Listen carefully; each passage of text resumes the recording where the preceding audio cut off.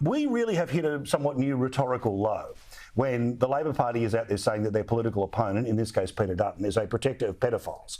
This is a bloke who, of course, was a police officer, was part of national security. But more importantly, what happened to kinder and gentler politics? Paul, you made some really good points in your editorial about this, but I think when politicians start talking like this, the Australian public just sees straight through that. Correct. Who honestly, seriously thinks Peter Dutton would be protecting paedophiles? It's just absurd. I think it's showing that the Labor Party is getting pretty desperate when they're throwing cheap shots like that. Well, in fairness, I remember how, you know, as somebody that was in the fight and cheering things on, you know, when Richard Marles was referred to as the Manchurian candidate by Scott Morrison, I was like, oh, ha, ha, big hit. But then once you actually sit back and you have a look, it's a pretty desperate swing, right, to turn around and say something that big when there's clearly not the proof of it.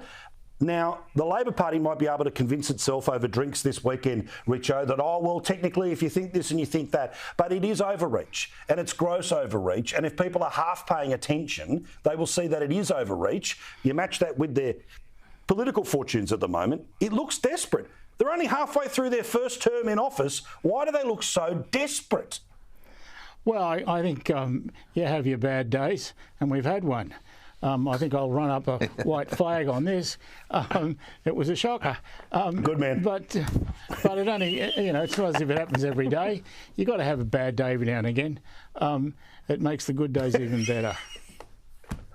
That's true. But Gary, again, people that are watching along, right? Now in a second we'll talk about, you know, the realistic nature of the one-term conversation. Yeah. I'm not there. I would love to get there, and we all know why I'd love to get there, but I'm not there yet. I think we're talking about minority government at the next election, but the next election now, best part of 18 months away. But Gary, this is such desperate stuff. It is such overreach to be this personal. I mean, it's the equivalent of the rhetorical bomb going off. But again, kinder, gentler politics. And they even tried to have a go at Dutton for not getting the memo about kinder, gentler politics. Well, all that's out the window. Yeah, and you would have thought after Ray Martin almost single-handedly delivered the no vote in the referendum by calling anyone who voted no a dinosaur or a D-head, you'd have thought maybe they might have adjusted themselves a little bit before they opened their yap on this. Look, you know, Peter Dutton obviously is living rent-free in their head.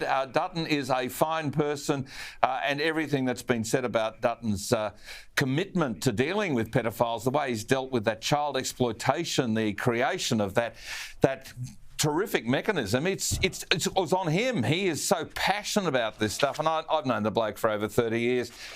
So let him keep throwing the mud. Maybe some of it will stick, but I don't think it will. I don't think it will at all, and people will see through it, Paul.